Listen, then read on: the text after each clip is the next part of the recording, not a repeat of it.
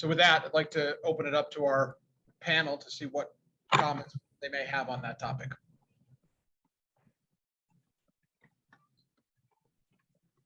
Pedro, would you like to start?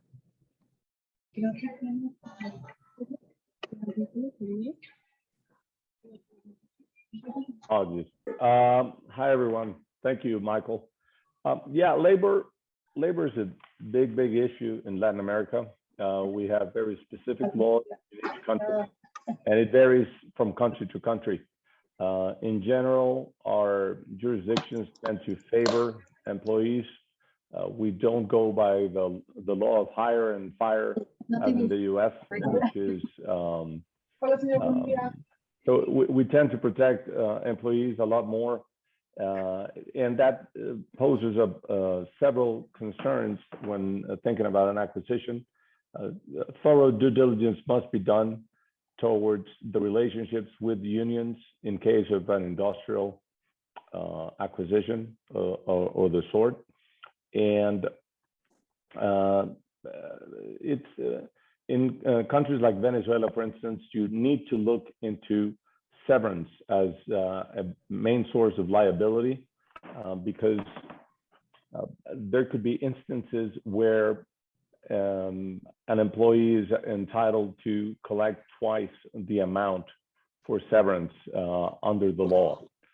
So it's as with any other acquisition, when you're doing a deal in a particular jurisdiction, you need competent legal counsel in each one of those jurisdictions, especially on the employment law side. Okay. Hi, here is Rita from Andersen, São Paulo. Hello, everyone. Well, labor in Brazil is very peculiar. To tell you the truth, Brazil has more than 59 taxes. And labor is something that is maybe in such situations can be a deal breaker. How could we see when we perform a due diligence in Brazil in questions of labor? We have many companies, much more family companies, that do not record your employees as an employee. So we have what we call off records of some employees, more in some, let's say, segments in Brazil, because when you register an employee in Brazil, you pay 1.8 times of taxes in Brazil. So some companies, some family companies, they sometimes put away some employees out of the balance. So what we have here, there are some segments that we have to pay attention in Brazil when we perform such due diligence, tax and labor due diligence, is the segment of, let's say, IT, because some employees are not registered as employees. So when we perform such due diligence, we have to bring those employees to our calculations and verify if the company will perform and bring the employees to the balance. So maybe sometimes for those that acquire that are outside of Brazil, it's very difficult to understand how to calculate this and see. And sometimes this could be a deal breaker for some acquisitions and mergers in Brazil. Rogério from Brazil, just to add some comments over the Rita explanation, combined with the hard tax labor burden that we have here in Brazil, we have the strong presence of some trade unions in some specific segments. And then some deals may have failed when you have a strong trade union in operating in one specific segment. And then it's necessary to be careful and to understand properly the segment that you are acquiring a company and verify some legislation in relation to the trade unions. Just one comment, Rogério. I think we need to mention here that what we have here is what we call PJs, that's PJs, is some, let's say, when you perform the due diligence, these PJs, they are out, or they could be considered as employee, and this is a very, very serious, let's say, contingency for labor purposes. Okay. Makes sense. You know, in addition to performing diligence around labor issues, you know, once an investment's made, another piece of the puzzle is keeping that workforce in place and protecting the investment.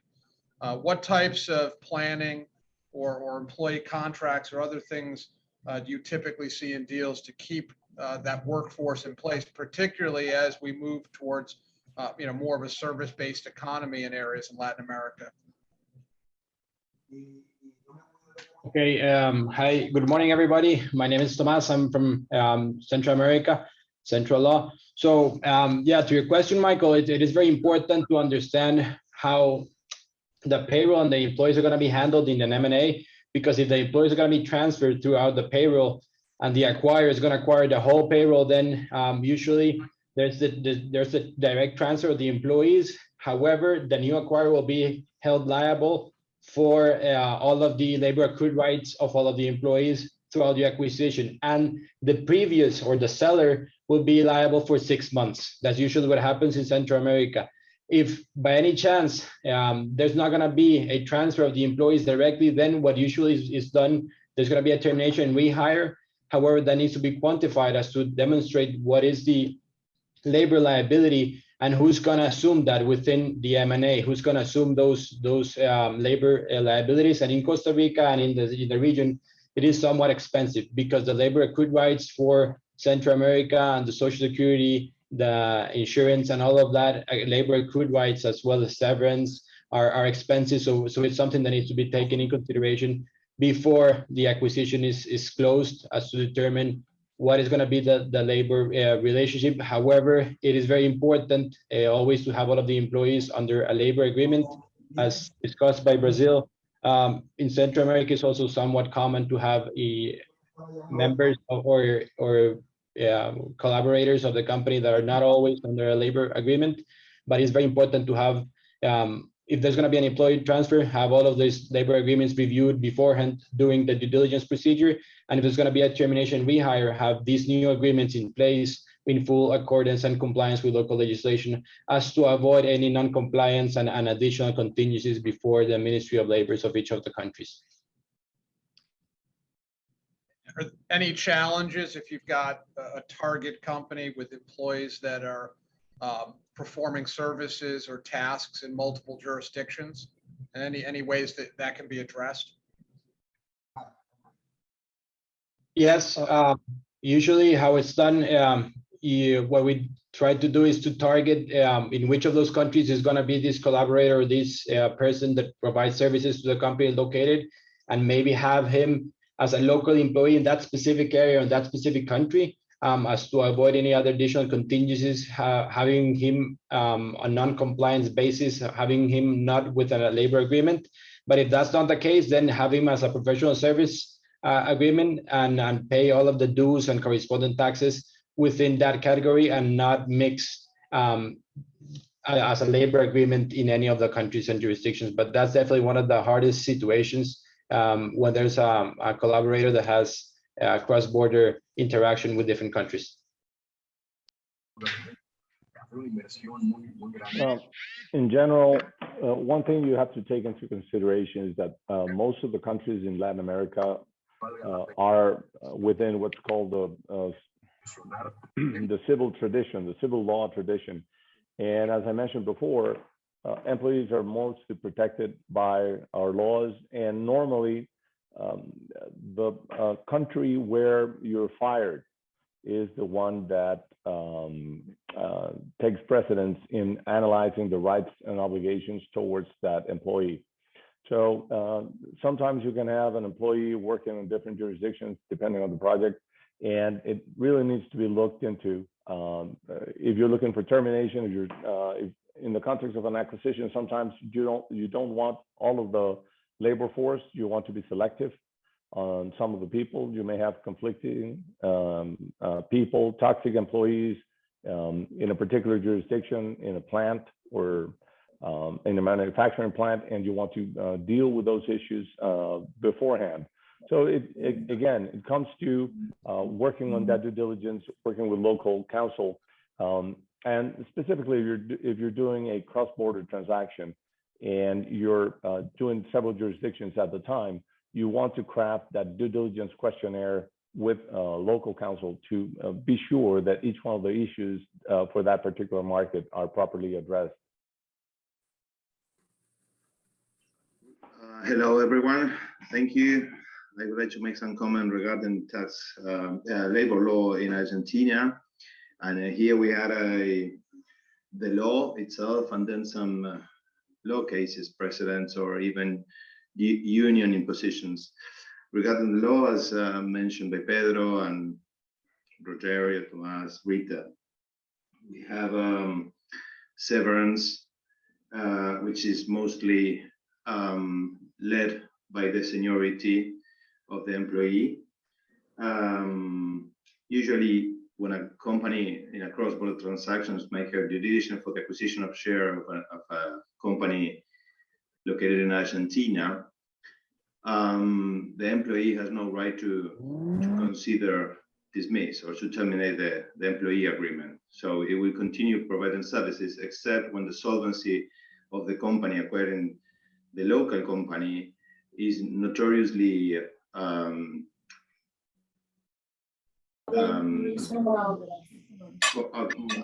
basically with problems. Having said that, it usually is not the case. It's important to mention that in the transfer of an ongoing concern, the employee agreement is not required. But if you transfer the employment contract itself, you need, and not together with the ongoing concern, you need the agreement in writing by the employee. This is basically the regulation. Having said that, we have a precedent with the union track, which then was copied by some other union. In the cases where a concession or a big company is selling the business or the shares, they request the payment of the severance as if their agreement was terminated, despite the fact that they will continue providing the services with the same obligations, same salaries, same conditions, to say it in a way. This has not been yet analyzed by the courts, but it's something that employees, companies need to know in case of making investment in Argentina in some sectors. Right now, after December 2019, the new administration imposes double severance for those people which is dismissed. This is considered an exceptional measure and temporarily, so far it's still in place. And then with the COVID pandemic, there was another exceptional measure, which is the prohibition of dismissing employees. So most companies in Argentina has been reaching an agreement in order to, not to dismiss, but to terminate agreement with the agreement of the employee reaching into a number. Still, we don't know what is going to happen with the courts in the future when those companies which did dismiss some of their employees, how is going to suffer violating the prohibition. In the past, this has already happened in 2002 with the huge crisis we have at that time. And courts understood that a temporary exceptionary measure as this one has to be applied. So the company is dismissing people who are in violation of the regulation.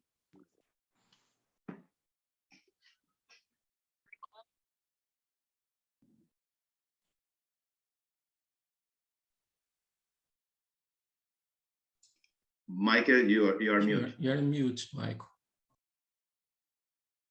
Sorry about that. I think that leads to another good question about how COVID is impacting deals across jurisdictions in Latin America, and what government responses have been and how they may vary and how that may impact a multi-jurisdictional deal.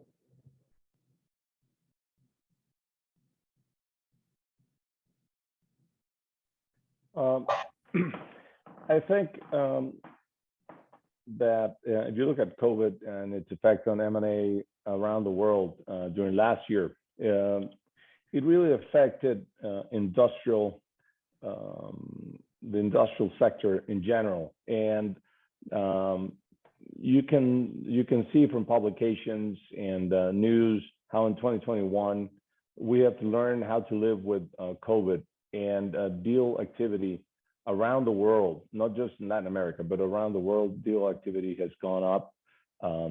We've been learning how to deal with this thing. There's new variants which may affect in 2022 what we do, but I don't think we foresee a slowdown in transaction activity for the year ahead.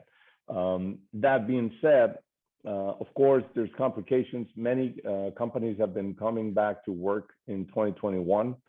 If variants, and especially in Latin America, where rates of vaccination are not as high as in the developing world, it may mean that many people have to go back home during 2022, but still, we believe we will find ways for getting people to work and getting those deals done. I want to share with you guys a very interesting situation about COVID and the operations. I can tell you that when we perform due diligence, there are some fashion segments in, let's say, in Brazil. So I can tell you that during the COVID, the IT companies and the internet companies grew so much, because in fact, we changed our way of work. More people at home doing home office. So I can tell you that in Brazil, the major sectors that have a jump in acquisitions was internet and IT. In internet, we had 150 acquisitions in Brazil, and in IT, more than 56 acquisitions. So maybe in one sector, we faced some problems in questions of acquisition, but in other ones like IT, internet, and in these areas, I can tell you that we had a different approach, even in questions of EBITDA, that the EBITDA of this IT company grew more. If the multiply today is like 10 times or 13 times, or sometimes is in the operation revenue of the company. So we have different approaches here in Brazil. I will say more or less the same for Mexico. We see a slowdown on different sectors. Specifically, I will say that in real estate as well as tourism, we see a slowdown on transactions. Most of it were stopped, but now it's getting traction again. And just like Rita was saying, we see a huge growth on digital sales in Mexico. And as a matter of fact, if we take a look into the figures of the government, we will see that the VAT, which is a local tax, is a tax based on consumption, growth compared to the VAT that is paid on international transactions, that is on importation. So it's pretty clear that the local economy keep on raising, at least with the help of internet sales, while some other sectors were affected with the COVID. And the problem here locally was that the government didn't react correctly to the COVID and didn't provide or grant any type of benefit to companies. So it has been a complicated year for 2020, but 2021, we just have started seeing the economic to rise up in Mexico. And just like has already been appointed, we didn't expect that this will stop transactions during 2022. Understood. You know, speaking of different industries, it sounds like different segments were benefited or hurt more because of COVID. When doing a multi-country acquisition, what type of antitrust issues do you typically face or concerns? Latin America is a diverse place. There's lots of small countries, lots of large countries, certain countries with a higher concentration of industry, and you may potentially face no issues for antitrust in one jurisdiction, but have a major issue in another. And wanted to hear about, you know, how those are dealt with and what some of the challenges are. Yeah, for Central America, that's one of the issues that has been faced in the past during M&A, because as you said, Michael, in Central America, not all of the countries have strong antitrust laws or even antitrust regulators in place.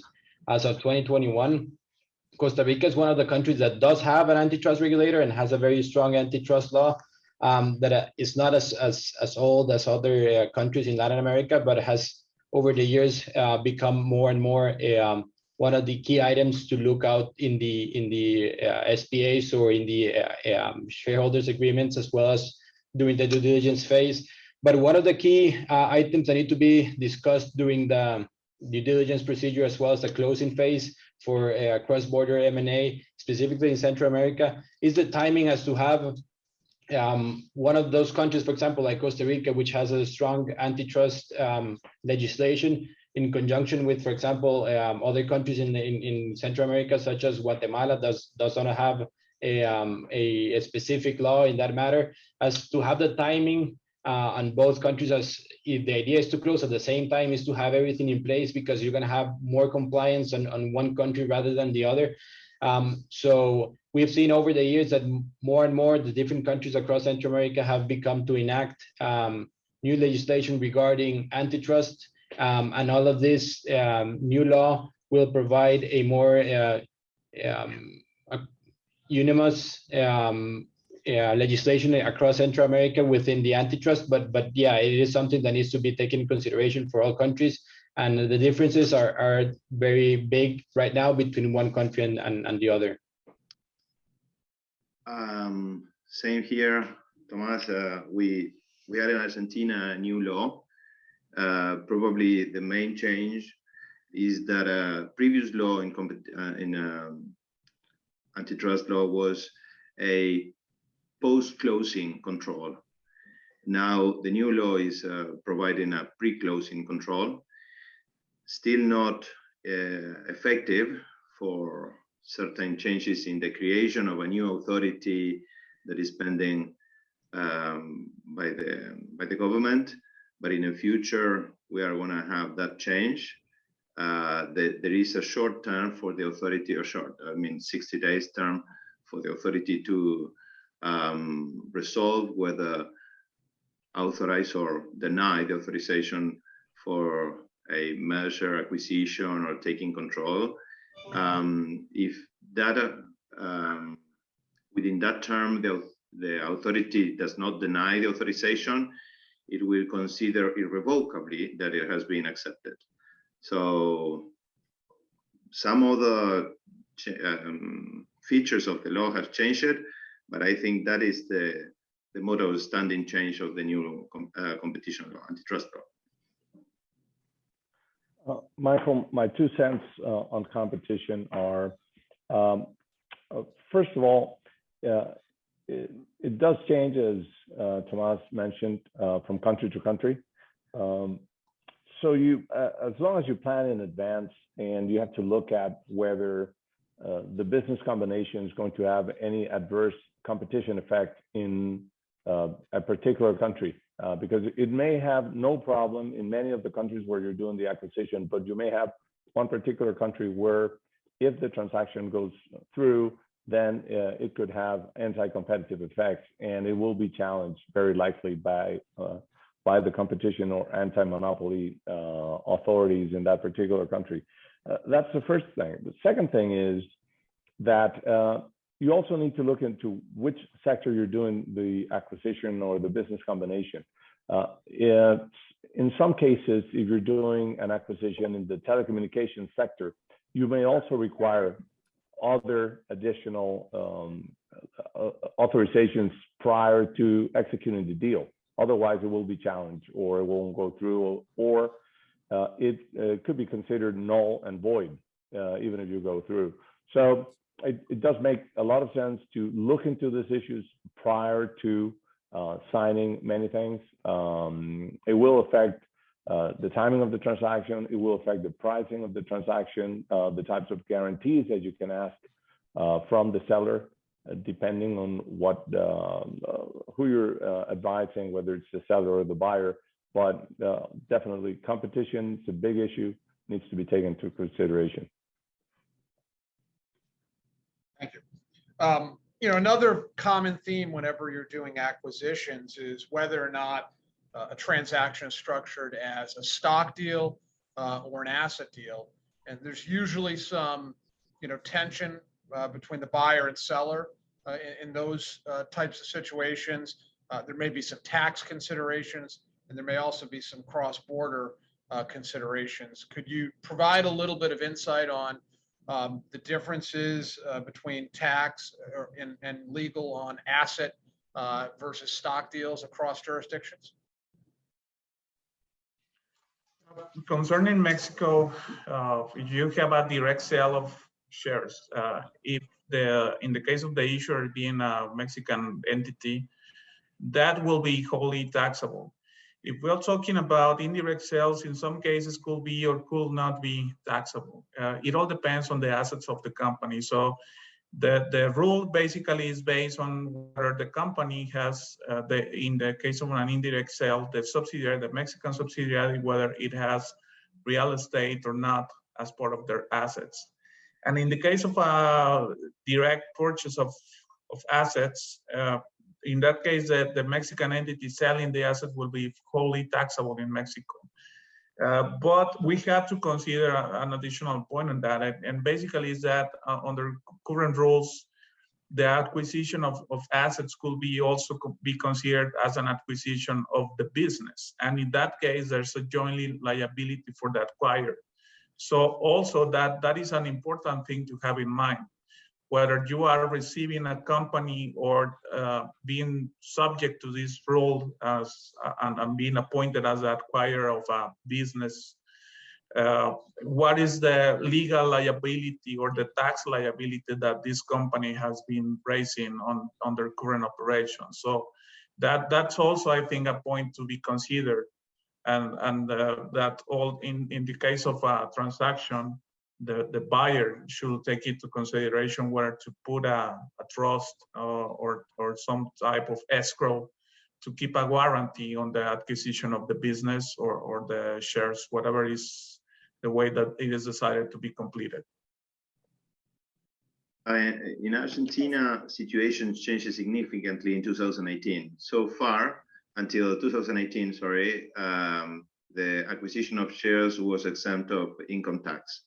So the difference with regarding the acquisition of asset or even transfer of ongoing concern was very much significant. After 2018, the income tax law changed and imposed a 15% income tax on the capital gain for the transfer of shares. Still is convenient, usually it's convenient to acquiring shares rather than asset or ongoing concern. We have in the income tax law, we had a proceeding that would allow what is called a kind of tax rollover or tax-free reorganizations, allowing under certain conditions that if the owner of both companies is the same economic group, then even a merger, or a spin-off, or a ongoing concern acquisition will be considered tax-free. But that is not every situation could apply to that reorganization, because request 2 years previous to have the same ownership, 2 years after the reorganization has to continue, certain shareholders need to remain, activity need to be the same, and some other conditions that are not only to obtain the tax benefits. And in relation to Brazil, I may say that directly sale acquisition is fully taxed, and indirectly acquisition in some cases could be fully taxable. And then for this reason, it's highly recommended to start the cross-border transaction immediately, asking for the tax experts to come and be on board on the transaction, and they start to analyze the best scenario, the best structure for one specific transaction. Me and Marco, including, we are involved in one transaction, one multi-country deal that we are doing exactly this. The tax experts, they are first in the field, analyzing the tax opportunities that we have in one specific transaction, and after that, the corporate people and other experts will come to develop the service. When doing an asset deal or going concern deal, what steps are taken, as far as purchase price allocation? Are there any administrative steps across jurisdictions, or is it largely left to be a private contract issue between the buyer and the seller?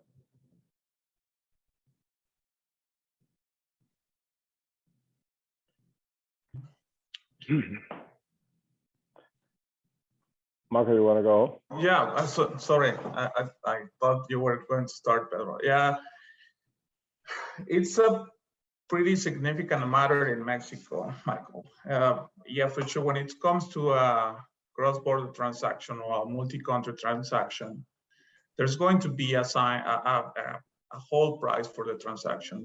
But for Mexican purposes, if we're talking about a transaction that is going to be partially taxable in Mexico, the best will be to have a separate contract, or at least to assign a specific price into the Mexican entity. For that purposes, having a valuation will be more than necessary to prove to the local authority how much is the price that should be assigned to the Mexican company, and in that way, just be taxing the transaction on the Mexican part. So that is a pretty significant matter that has been arising on the past years, because probably in the past the tax authorities were not that aware or not that much having much knowledge about how the transactions, or how a multi-country transaction was coming or was affecting partially a Mexican business, considering that there's a whole price on the business on a worldwide basis. Michael, for Central America, if it's going to be a share deal or an asset deal, there's going to be a different treatment, and there's going to be a different administrative regulators in place. If it's going to be a share deal, it's usually a private document between the parties. If it's going to be an asset, and there's, for example, real estate involved, and there's going to be the transfer of the real estate. If it's going to be a direct transfer of real estate, then there's usually a public deed, and it's going to be a registration in a specific national registry of each country, and this is going to take time.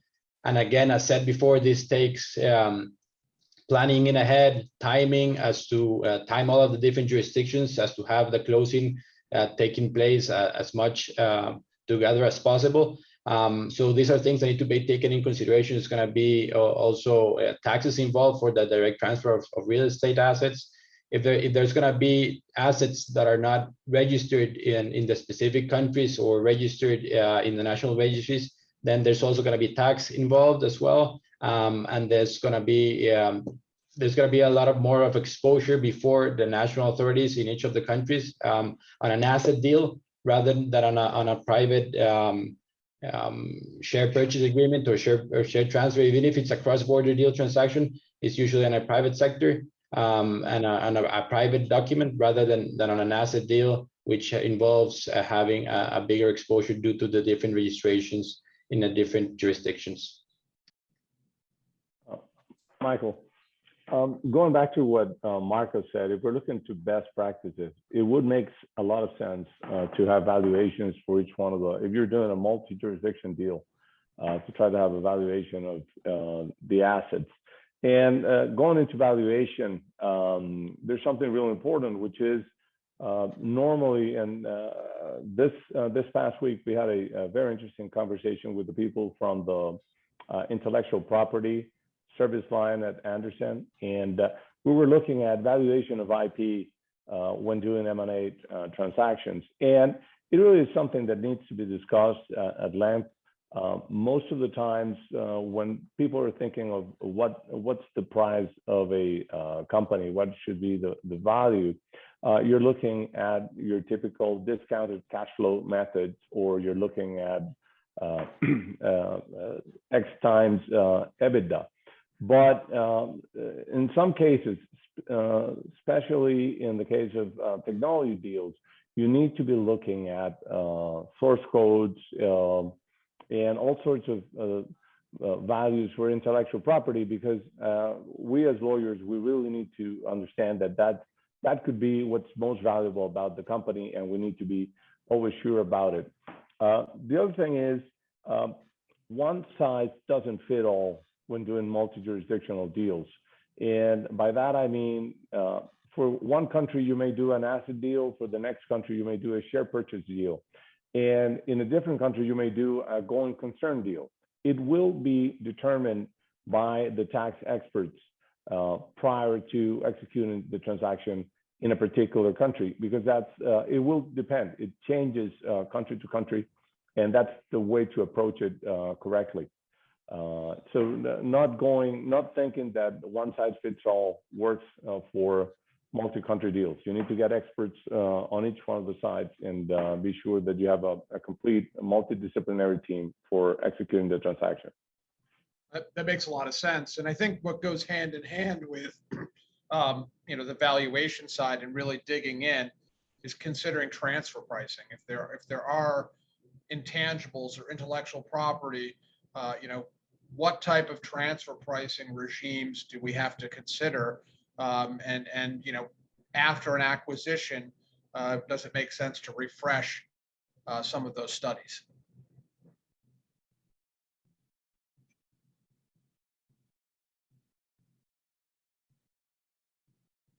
Are transfer price studies formally provided to the government in any of the jurisdictions that you practice in? Yeah, definitely in Argentina. Sorry, go ahead. Go ahead, Bartolome. Okay, thank you, Marco. Yeah, in Argentina, we do apply transfer pricing regulations. We had a tax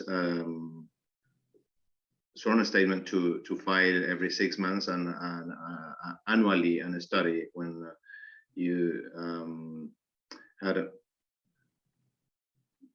transactions with related companies abroad, and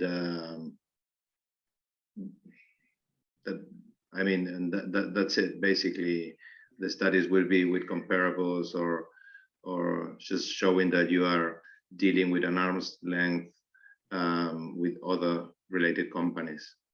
Yeah, we would find that it's generally best practices whenever there's cross-border transactions with related parties to have transfer pricing. And if any of the jurisdictions require disclosure or any filing, at that point, it probably makes sense to do transfer price studies across the board, similar to valuations. If one requires it, you probably should do it for all so you don't end up in a bad situation. Sounds like that's a common practice that you'd see across Latin America. One other point that I think would be helpful for the audience to understand is, as you're effectuating an acquisition, oftentimes the international structure will vary depending on the types of investors. You may see a Spanish entity if there's European investors. You may see a Cayman Island entity or other entities if there's investors from the U.S. or elsewhere. How much does the structure and certain entities that are formed outside of Latin America impact the ability to do a deal, and how much scrutiny is there on certain jurisdictions for companies that are formed to do acquisitions?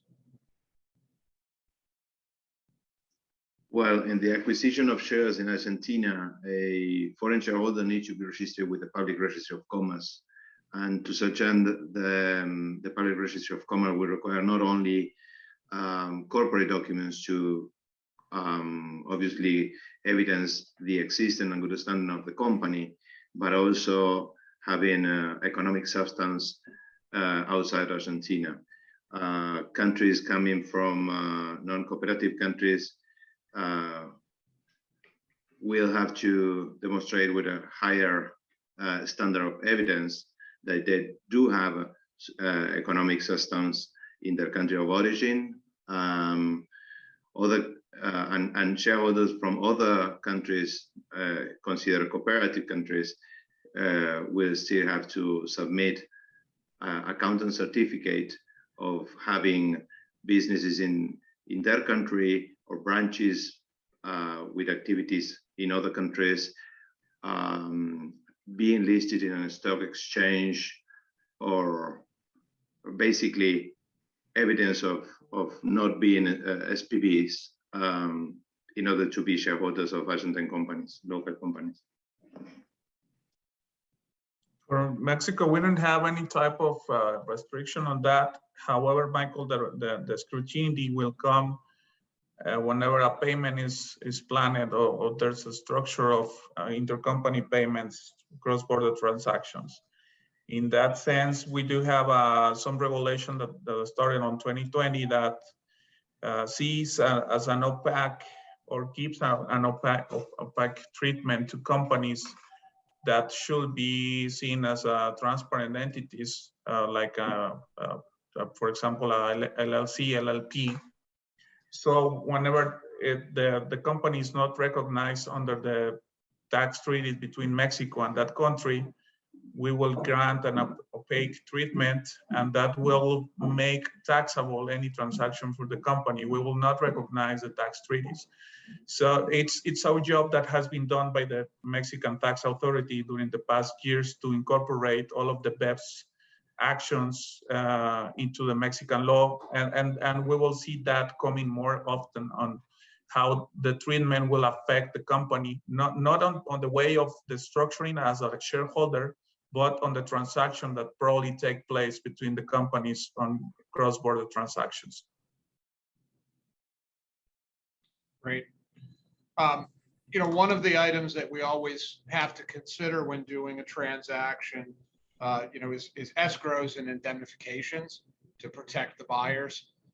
What are some of the challenges or pitfalls or things to consider across jurisdictions as it relates to escrows and or indemnities? Well, the first thing is that escrows and trusts are creatures of common law. For those not lawyers on the call, it means that unless they're created by law in our civil law countries, then we're looking at a foreign, first of all, it's a foreign legal institution. So we talk about it a lot in the M&A context. We talk about escrow agreements, escrow clauses, escrow agents. But normally, if it's a large acquisition, the escrow agent is probably a foreign bank that will be acting as escrow agent, or some sort of trust company that will be providing escrow services. Normally in Latin America, lawyers don't act as escrow agents. They don't have escrow accounts as you would typically have in jurisdictions across the U.S.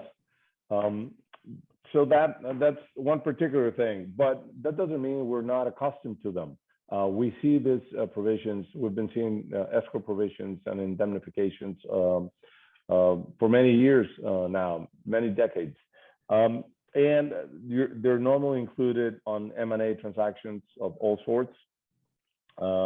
It is very important to look into the escrow agent to see if they're if the entity that is selected as that trustee or that third party, good faith third party, is authorized by law to provide those fiduciary services for the beneficiaries of the transaction.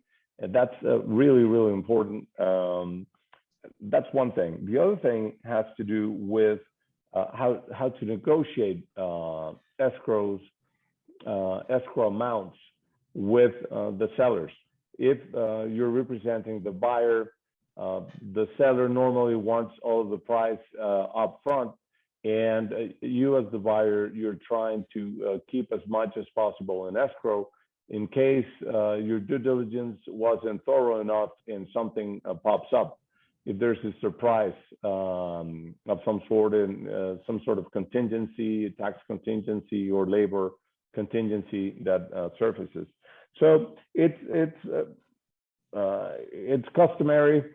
It needs to be negotiated, as well as indemnifications. Normally, they're hard to negotiate, but they're always there. The same in Brazil, Pedro. We don't have this. I can give you one example. I was performing due diligence for the buyer side, and I remember that we had a huge labor contingency.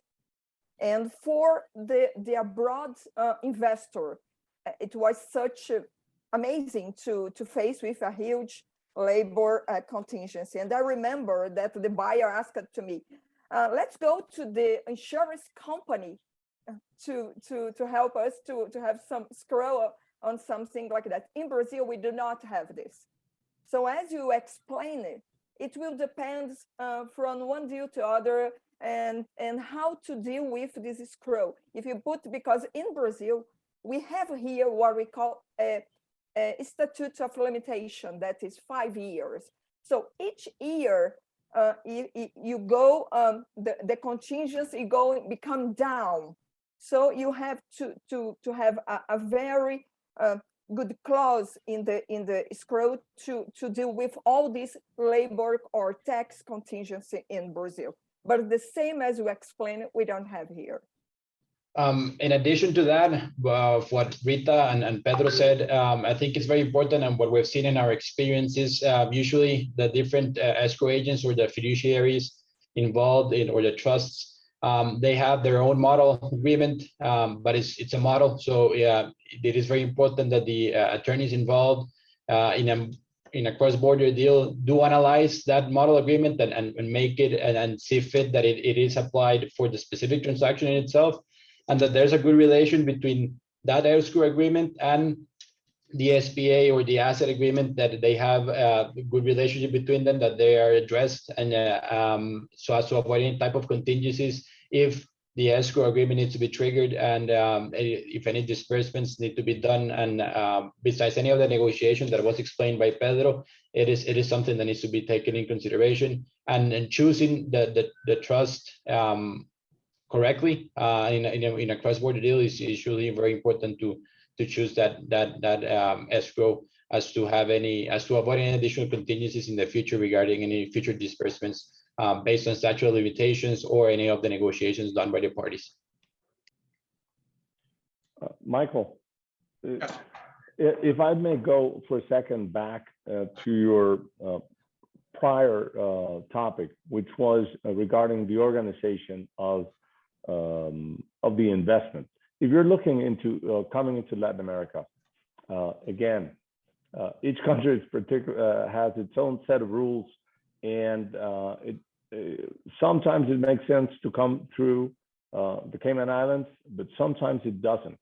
And what people need to know is that some countries like Spain, for instance, they have a large number of treaties, not only to protect investments in the region, but also to avoid double taxation.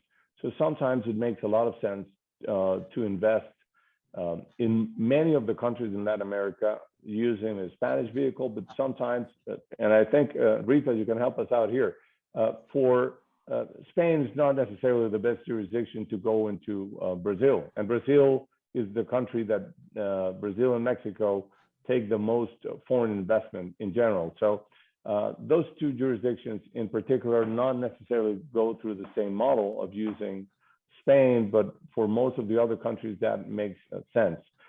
And when I mention investment protection is because you can see from the news that there's a move towards the left in Latin America. And that means what we have suffered in Venezuela for the past 20 years, which is a decrease in juridical security that sometimes affects foreign investment coming into the country or sometimes leaving the country. So it's very important not only to think about when how you come into the region, but also how will you exit and what will be the tax consequences upon your exit. So the planning at the beginning is very, very important. I think that, Pedro, leads into another, question. Oftentimes, an initial acquisition is just the start of doing business in a country or jurisdiction.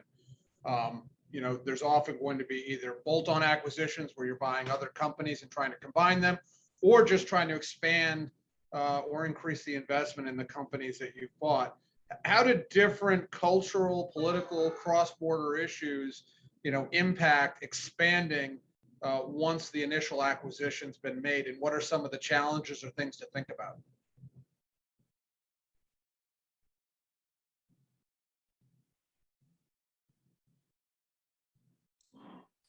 Well, I would say that from Brazil's side, it's very important to understand the corporate culture of the company that the buyer is acquiring, because it's necessary to the buyer assess and analyze previously the corporate culture that the company has, because after the acquisition, probably you have to deal with this new environment to do business. And some jurisdictions, as you know, in a multi-deal transactions is reasonably different the way to do business in some areas, in some regions. And then it's very recommendable to the buyers to analyze previously the company that they are intending to buy, in order to avoid any problem after the acquisition, because some improper acquisition that disregard the corporate culture maybe can damage the transaction, sometimes partial, sometimes entirely. And we have several precedents around the world mentioned, given to us a guidance that this type of key issue should be observed previously.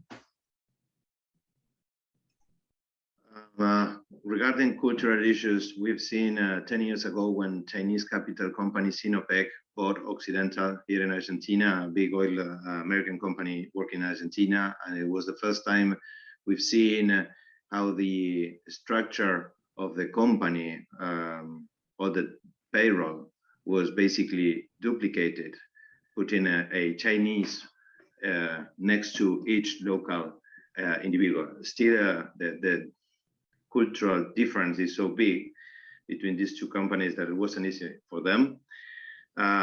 This is not the only difference we have with China, but also our political measures, as Pedro was saying, in Venezuela.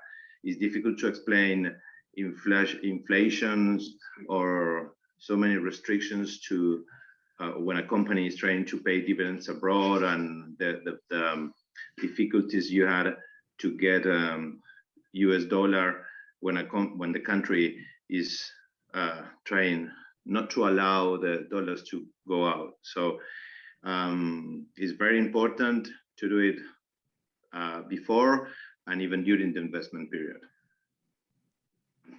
I think, Michael, this is one of the key situations that need to be addressed beforehand. There's always going to be differences. There's always going to be cultural differences, even though the countries are close to each other, and even if all of the countries are Latin America.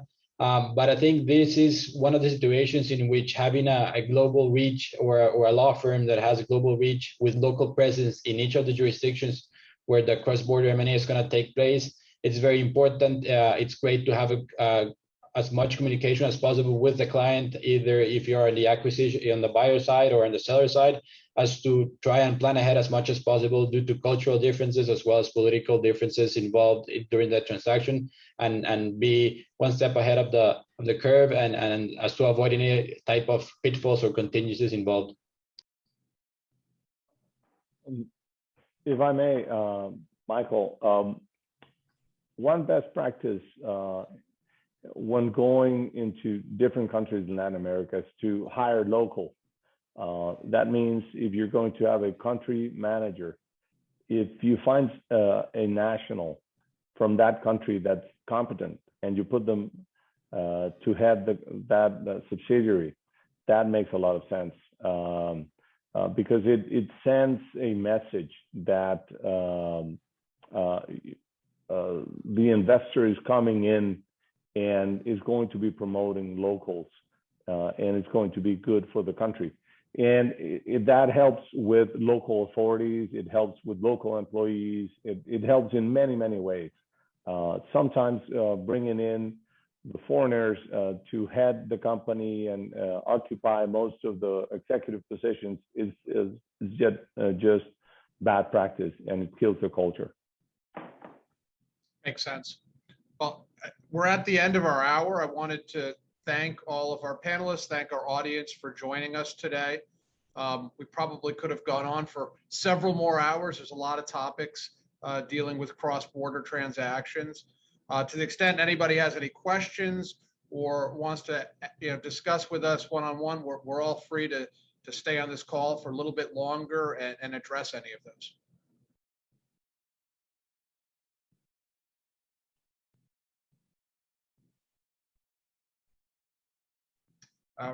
Rafael, any closing remarks? You're on mute.